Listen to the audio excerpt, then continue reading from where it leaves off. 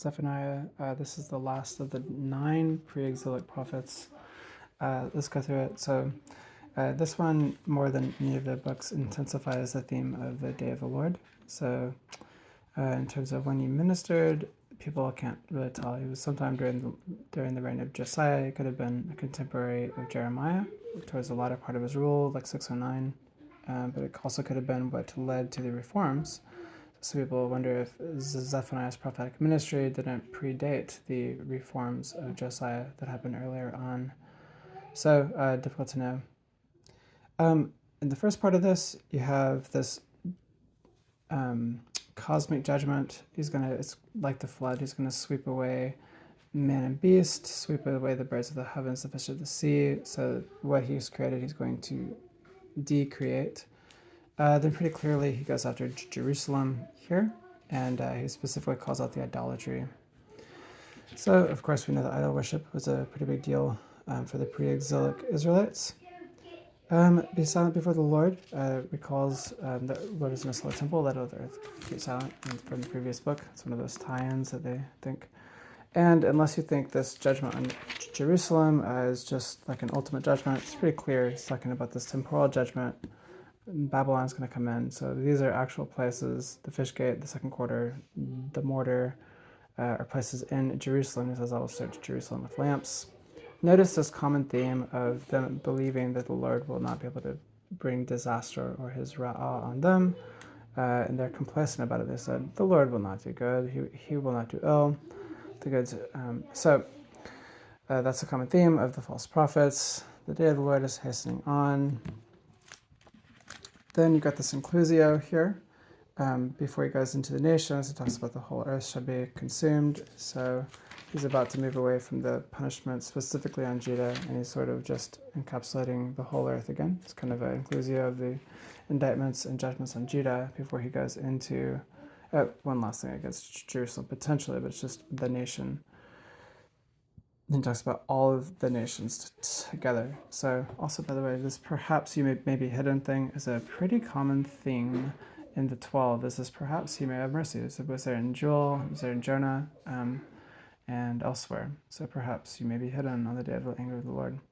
Then he goes north, south, east, and west. So actually, like, he goes west and then east and then south and north, I believe. So that seems to be what he's doing here with the geography, going with Gaza and Ashkelon, the Moab and Ammon to the east, and then to the south, the Cushites, and then the Assyrians to the north. And the interesting thing is here you see this is the exultant city, and this is the oppressing city. And if you're just reading through this, you don't quickly notice that there's a change here. And he's kind of saying that Jerusalem has become as bad as the nations. He's just considering them another nation that will be judged.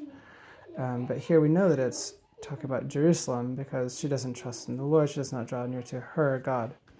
Okay, and then from then on it starts talking about Jerusalem again. So he's been talking about the other nations that he will judge, so don't trust in any alliances with these guys. God's going to judge them too. And this orients them towards fearing the true lion against them, which is the Lord. Here, speaking of lions, the officials are then given this. Remember earlier in Micah they were compared with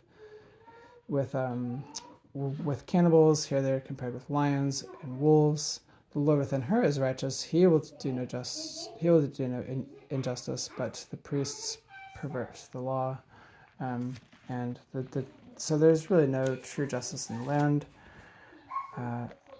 It goes into one last judgment on Judah before it brings in this coming restoration theme.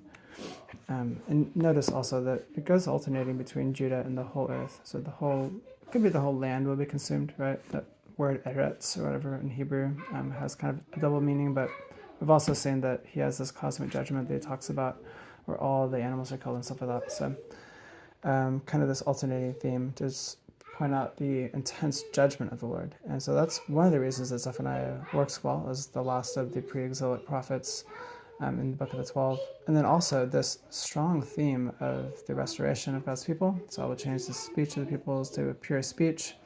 All of them will call upon the name of the Lord. This is a reversal of Babylon, of Babel, sorry.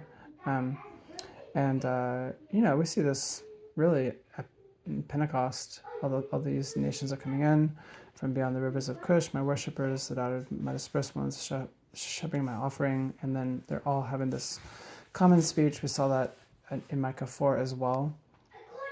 And I will remove from your midst your proudly exultant ones in my holy mountain.